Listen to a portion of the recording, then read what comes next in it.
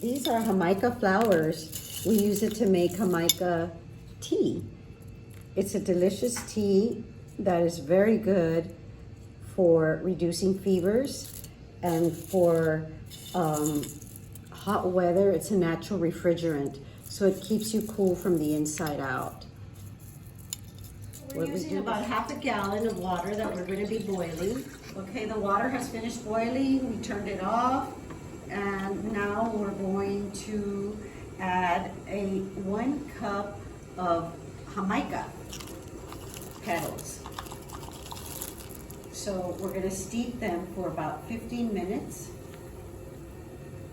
and then we're going to cover it, and it should be done. That's going to be a concentrate. You add more water to make more. Jamaica is a flower, and it is a great herb to use during hot weather.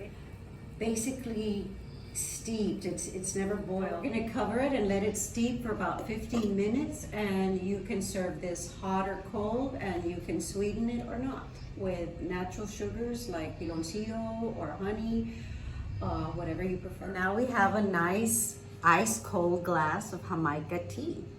Salud. Delicious.